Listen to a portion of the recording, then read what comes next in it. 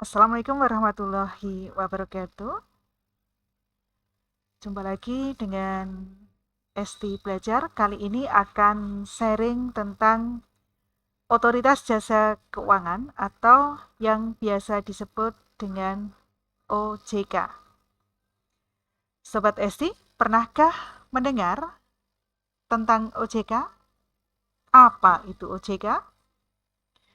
OJK adalah lembaga independen dan bebas dari campur tangan pihak lain yang mempunyai fungsi, tugas, dan wewenang pengaturan, pengawasan, pemeriksaan, serta penyidikan sektor jasa keuangan di Indonesia.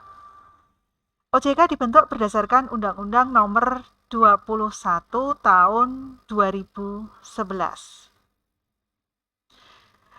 Peralihan pengawasan sektor jasa keuangan ke OJK melalui beberapa tahap.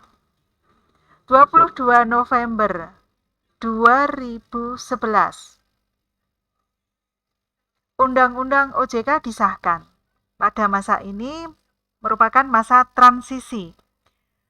Pengawasan pasar modal dan industri keuangan bukan bank masih berada di Bapepam RK, Badan Pengawas Pasar Modal dan Lembaga Keuangan.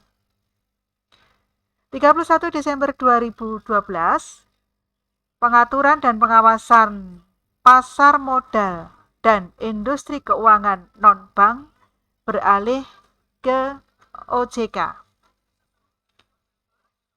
31 Desember 2013, pengawasan dan pengaturan perbankan beralih ke OJK yang semula dilakukan oleh Bank Indonesia.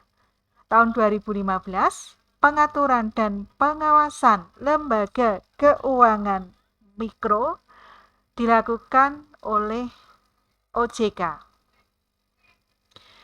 Latar belakang terbentuknya Otoritas Jasa Keuangan adalah adanya kebutuhan untuk melakukan penataan kembali lembaga-lembaga yang melaksanakan fungsi pengaturan dan pengawasan di sektor jasa keuangan yang dilandasi oleh berbagai hal.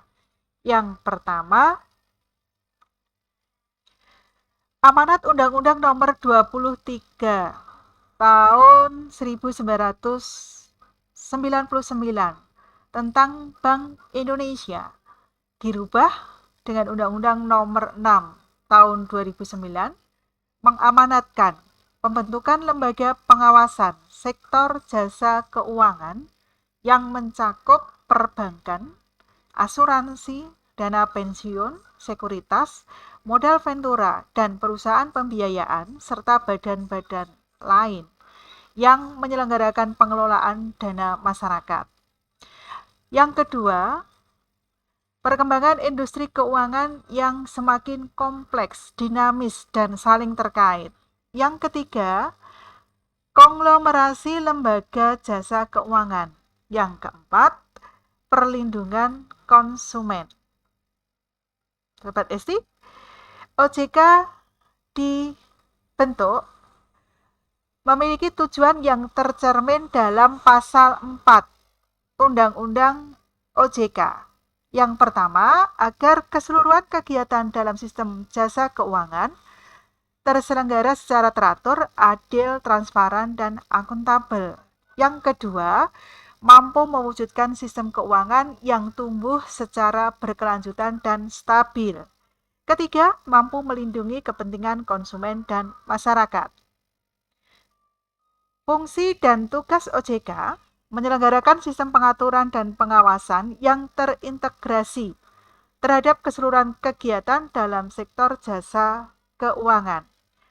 OJK melaksanakan tugas pengaturan dan pengawasan terhadap kegiatan jasa keuangan di sektor perbankan, pasar modal, di sektor perasuransian, dana pensiun, lembaga pembiayaan, dan lembaga jasa keuangan lainnya. Ini fungsi dan tugas OJK yaitu pengaturan dan pengawasan terhadap perbankan, baik bank umum, konvensional, syariah, BPR, pasar modal, industri keuangan non-bank, lembaga keuangan mikro.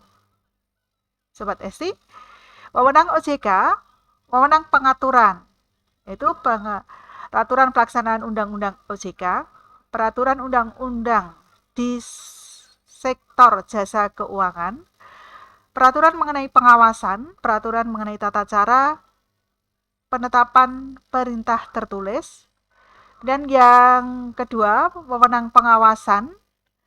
OJK melakukan pengawasan dan perlindungan konsumen, sektor perbankan, pasar modal, dan industri keuangan non-bank, memberikan dan atau mencabut izin usaha, pengesahan, persetujuan, dan ataupun pembubaran, memberikan perintah tertulis kepada lembaga jasa keuangan dan menunjuk pengelola statuter, menetapkan sanksi administratif.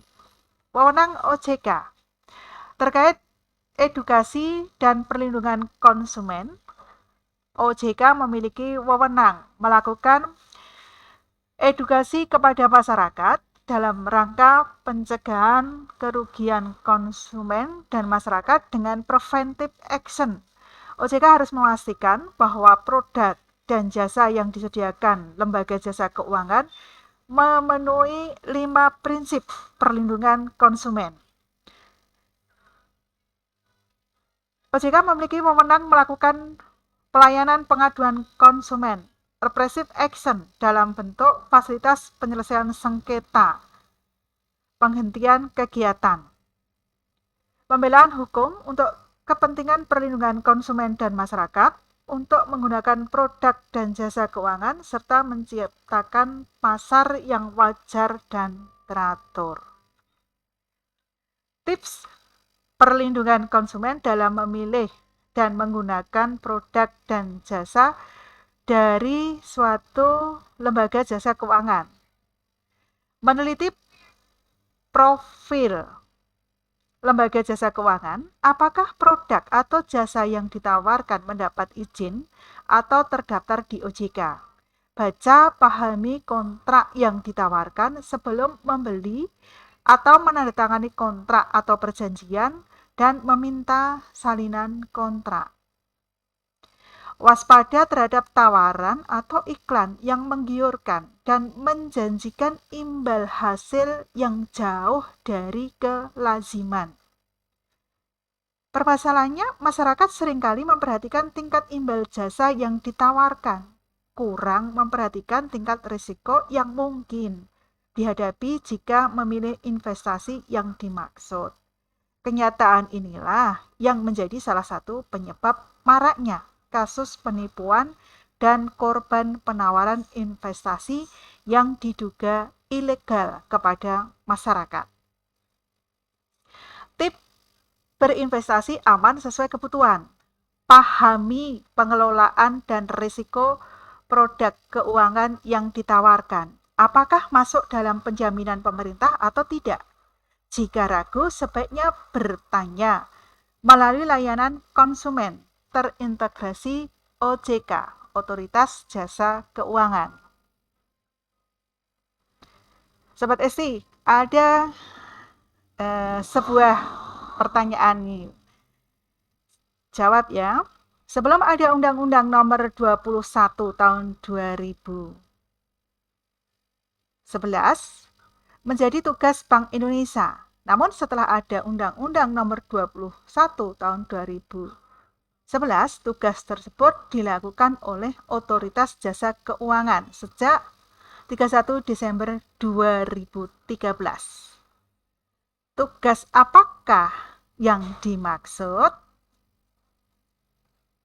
Oke, Sobat Esti, sampai di sini kebersamaan kita kali ini tentang OJK. Terima kasih telah menyaksikan video ini. Semoga ada manfaatnya. Wassalamualaikum warahmatullahi wabarakatuh.